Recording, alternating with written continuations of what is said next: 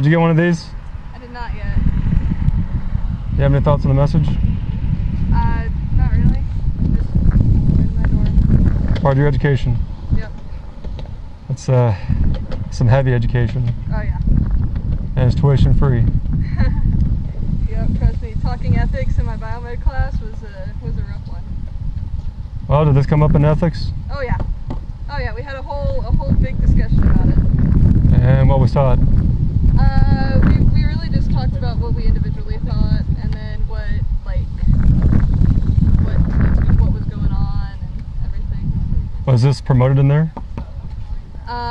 It's weird because it's a biomed class, and we work with cells and we work with stuff all the time. Mm-hmm. So it's kind of a different environment to talk about it in, because we're looking at it from a scientific perspective instead of from like a more empathetic perspective, you know?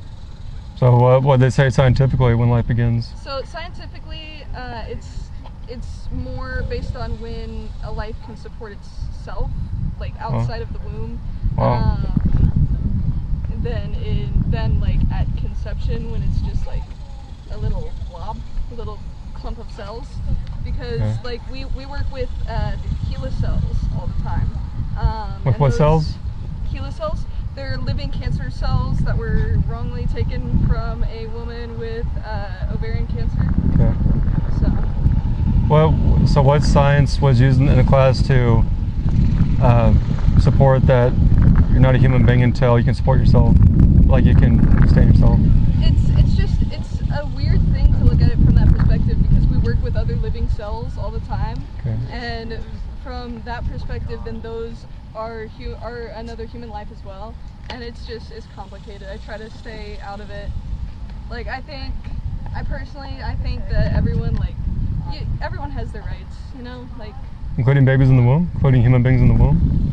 I mean, once they can support themselves, I mean, up till that point, they're like parasites, pretty much.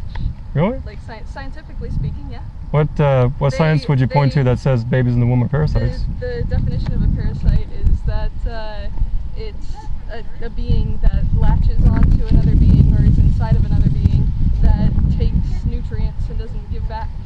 Well, actually, a parasite, they latch into the host of a different species. That is true. Yeah. So that's not a similarity. Well, no, it's because even from that definition, a baby is not a parasite because the child's mother is the same species, human being. Yeah. So it's scientifically, it's actually not true. They're not parasites, right? It's just a weird spot to be in, working with other living cells, you know. Well, from the moment of fertilization is when human life begins.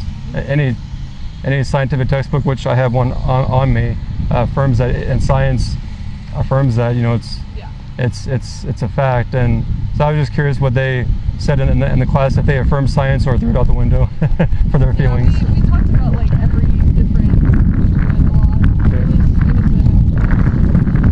But I'd encourage it to, wherever you learn that from, that the baby in the womb is a parasite, not to think that, because babies in the womb are made in the image of God, like you are, like I am, and that's actually a way to dehumanize a people group and to justify murdering them, to call them parasites and other things, saying they're not fully human, and saying that, well, you're not a human being because you can't live on your own.